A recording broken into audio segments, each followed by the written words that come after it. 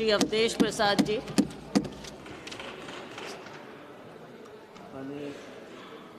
सभापति महोदय जी, आज एक बहुत बड़े महत्वपूर्ण बिल पर बोलने का मौका मिला है, जिसके संबंध में अभी हमारे नेता माननीय अखिलेश जी ने बहुत विस्तार से इस बिल पर चर्चा भी किया और बिल का समर्थन भी किया। और हमारी पार्टी सदैव महिलाओं का सम्मान करने में कहीं कोई हिचक नहीं किया। हमारे नेता समाजवादी पार्टी के प्रणेता, जिन्होंने दुनिया में समाजवाद का पैगाम दिया है, संदेश दिया है, डॉक्टर राम मनोहर लोहिया जी ने हमेशा हमेशा महिलाओं के सम्मान में पक्षधर रहे। लेकिन आज अफसोस के साथ कहना पड़ रहा है कि सरकार की तरफ से जो बिल लाया गया है, सरकार की नीयत पर थोड़ा शंका है, क्योंकि मनवर वीरांगना उदा देवी पासी, जिन्होंने इस देश की आज़ादी में 1857 में अगली कतार में होकर के लड़ाई लड़ी, सिकंदराबाद चौराहा लखनऊ में पीपल के पेड़ पर चढ़कर 36 अंग्रेजों को मार गिराया। लेकिन इस सरकार ने, जबकि अमृत महोत्सव का काल, उनके सम्मान में कुछ काम नहीं किया। इसी प्रकार वीरांगना झलकारीबाई कोरी, जो अनुसूचित जाति, उन्होंने भी 1857 में आज़ादी की लड़ाई अगली कतार में लड़ी, लेकिन इस अमृतकाल में भी इस सरकार में उनके सम्मान में कुछ नहीं कम किया। हमारी नेता श्रद्धेय मुलायम सिंह जी आज दुनिया में नहीं है।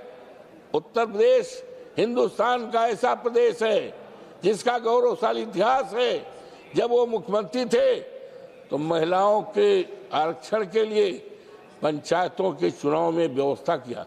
यही नहीं, हमारी धर्मपत्नी श्रीमती सोना देवी फैजाबाद जनपद में पहली जिला पंचायत के अध्यक्ष है। आज भी अयोध्या की अगर कोई अध्यक्ष है तो महिला है। ये माननीय नेताजी की देन है।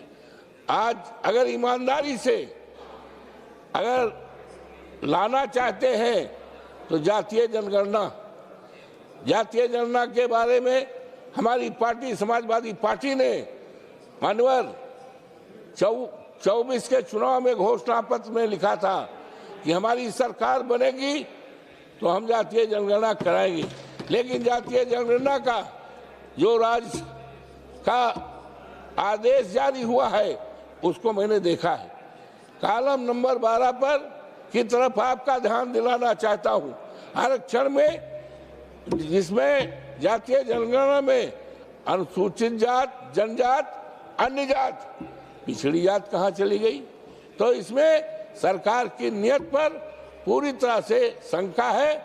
और अगर ईमानदारी से अगर करना है तो जातीय जनगणना में जो डॉक्टर राम मनोहर लोहिया ने कहा था पिछड़े पांव 100 में 60, लेकिन ये सरकार पिछड़े जात को पूरी तरह से, मुस्लिम जात को पूरी तरह से इग्नोर करना चाहती है।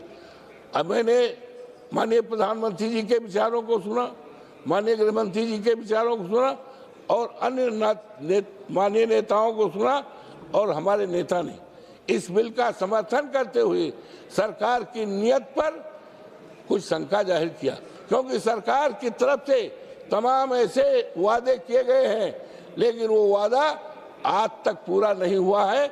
इसलिए इस बिल का समर्थन करते हुए फिर जोर दे करके माननीय नहीं, इस बिल का, महिला बिल का, और इस चीज का विरोध करते हुए कि इनकी जो नीयत है, इनकी जो इरादा है, उसका विरोध करते हुए हम महिलाओं का सम्मान करते हैं। जिस तरह से हमारे नेता माननीय अखिलेश यादव जी ने सदन में बात रखी है, उनकी बातों का हम समर्थन करते हैं और समर्थन करके फिर सरकार से चाहते हैं कि जातीय जनगणना को, जिससे कि आरक्षण पूरी तरह से ईमानदारी से लग सके।